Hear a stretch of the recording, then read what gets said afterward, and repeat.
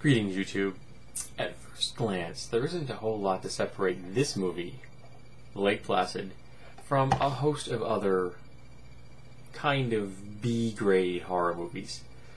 It's one of the classic, there's a monster in the woods, or in this case, a monster in a lake.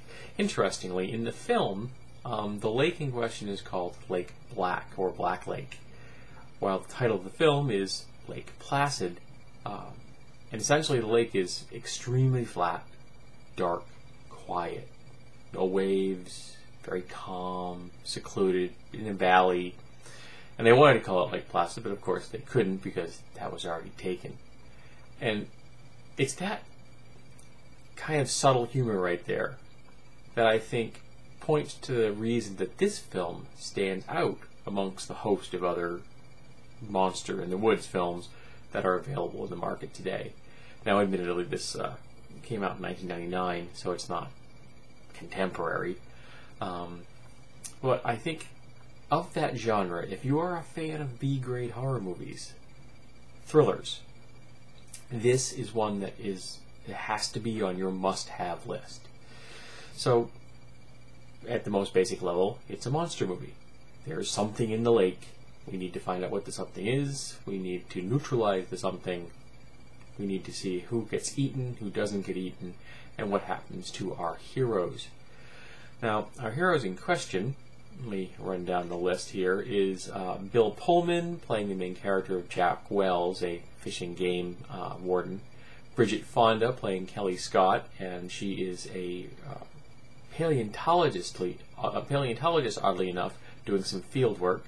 Oliver Platt playing Hector Sear, who is some absolute loon that likes crocodiles.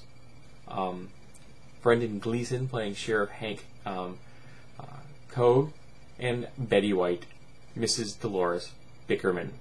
Now, it's Brendan Gleeson that I think is kind of one of the most interesting characters here, because he may be known to a lot of people in his more famous role as Mad Eye Moody or something from the Harry Potter series, which he's done multiple films of. I think a lot of exposure, big film. But for me, I think the role that really stands out for him is the film In Bruges, which is a much smaller film dealing with it's kind of a crime drama with some dark humor. And he does such an excellent job of playing this backwoods Maine sheriff. And as I said, it was the subtle humor that set this above the rest for me as far as a thriller, as a monster in the lake film, a B-grade horror movie. And that's because the writing in this is laser sharp, and the delivery is note perfect. I don't know what the relationship between these people was on the set, but when they're on the screen together, their chemistry just clicks perfectly. The banter, the wisecracking, yes, it's really well written, but it's close enough to reality. And I'm sure that you've had some banter moments in your life that sounded almost scripted, because they just came off really well. And that's what you got here. They weren't perfect, but they were so close to reality, and so entertaining, and just darn right funny. My wife and I were cracking up during this film. We watched it again. I just got this in the mail on Friday. I bought it used off of Amazon. And I've forgotten how good this movie was. How much fun it is to watch. Yes, it is patently absurd. You cannot have a crocodile in a lake in Maine. For those of you who are watching this outside the United States, Maine in New England is a place that gets very, very cold. You get ice in lakes this thick. Okay? There are fish that can survive this, because ice fishing is a big sport in Maine. But there aren't any reptiles that are going to survive on that size. You get small reptiles, they're burrowing their way into riverbanks and things like that.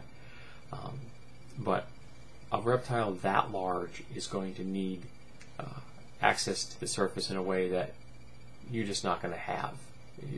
It's not going to work, folks. So it makes no sense. It doesn't have to make any sense. And the film doesn't really it does never answers the question, why is this thing here? They speculate about why it's here. That's great.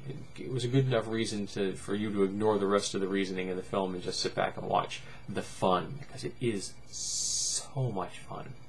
I recommend this film if you're a fan of thrillers, action movies, you like good writing, you like humor, you don't mind the fact that it's an R-rated movie. So they've got some gore, and they've got some adult language. They can be fully adult in this film. They're not having to tone it down to a PG-13 script, you know what I mean? They're not trying to aim it at audiences that are not adults. I am so glad they made this an R-rated film, because it would have lost something if they tried to make it, they tried to shoehorn it into a PG-13. I thoroughly had a good time. My wife had a good time. And, you know, when you're talking about like a B-grade horror movie, you can't really ask more than that, can you?